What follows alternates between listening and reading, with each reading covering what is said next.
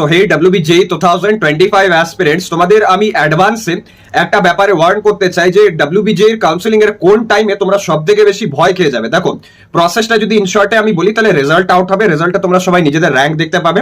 ওখানে কিছু সংখ্যক স্টুডেন্টস আর কি ভয় খেয়ে যাবে কাট অফ ভিডিওস দেখে পর যে দাদা আমার তো কোনো ঠিকঠাক কলেজ আসছে না, দাদা আমার তো কোনো ভালো কলেজ আসছে না।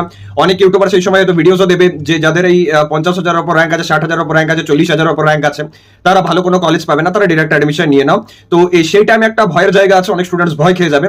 সেকেন্ড ভয়ের জায়গা হচ্ছে যে ধরো যখন মানে কাউন্সিলিংটা শুরু হচ্ছে, সেই কাউন্সিলিং এর প্রসেসে যখন আটকাবে অনেক স্টুডেন্টস, বা দেখা যাবে যে চয়েস ফিলিংটা যখন তারা দিচ্ছে সেখানে চয়েস লকটা যখন করে দিল, চয়েস লকটা করে দেওয়ার পর যখন তাদের ফার্স্ট রাউন্ড অ্যালটমেন্ট হয় না, সেই জায়গাটা অনেক বড় একটা ভয়ের জায়গা। অনেক স্টুডেন্টসের হবে কোনো চয়েস আসবে না, মানে নো কলেজ অ্যালটেড এরকম দেখিয়ে দেবে। অনেক স্টুডেন্টের আছে একটা ভুলভাল কলেজ দেখিয়ে দিল। কিছু স্টুডেন্টের আছে সে হয়তো এক্সপেক্টও করেনি সেই কলেজটা হয়তো দেখিয়ে দিচ্ছে। কিছু স্টুডেন্টের হয়তো হবে এমন কলেজ দিয়েছে যেটাতে সে হয়তো আগে মানে অপ্ট করেছিল, বাট এখন তার মনে হচ্ছে যে আমি ভুল করেছি। তো ওই জায়গাটা ভয়ের জায়গা। তো এই দুটো ভয়ের জায়গা থেকে কিভাবে বাঁচবে, তো তার জন্য আগে থেকে প্রিপারেশন নাও। এখন থেকে তোমরা যদি প্রিপেয়ার থাকো প্রপারলি, মেন্টালি হোক বা উইথ ডকুমেন্টস উইথ নলেজ, তাহলে কিন্তু কোনো রকম প্রবলেমস হবে না। তো ফার্স্টেই আমি এটাই বলবো যে তোমরা নিজেদের উপর ফেথ রাখো। যদি নিজেদের ফিনান্সিয়াল প্রবলেম আছে বা নেই, একটা বিশ্বাস তোমাকে রাখতে হবে যে কাউন্সিলিং এর পরও কিন্তু সব কলেজে সিটস থাকে। কটা সিট দরকার তোমার বলো, আমি অ্যারেঞ্জ করব। আগে ভাববে যে আগে আমি কাউন্সিলিং দিয়ে যাবো, যদি না হয় তখন আমার ব্যাকআপ হচ্ছে ডিরেক্ট অ্যাডমিশন। তাহলে ফার্স্ট ভয়টা তোমার কাটলো।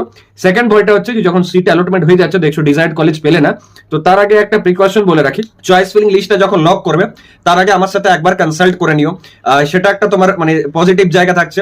আর যদি দেখো তবু ডিজায়ার্ড কলেজ না এলো, তাহলে রাউন্ড 2 আছে তোমার জন্য। সেখানে ঠিকঠাক ভাবে কলেজে ভেরিফিকেশন করে পর ইয়েস আপগ্রেডেশন ফর্ম সাবমিট করে পর প্রসিড করতে হবে। তো এই প্রসেসগুলোর সাথে যদি তুমি ফ্যামিলিয়ার না হও, বি কানেক্টেড উইথ মি। আমি খুব তাড়াতাড়ি আমাদের কাউন্সিলিং গাইডেন্স আনবো, তখন আমার সাথে কানেক্টেড থাকো। যা যা ডাউটস আছে সব আমি ক্লিয়ার করে দেবো, যা যা প্রিকশনস আছে সেটাও তোমাদের বলে দেবো।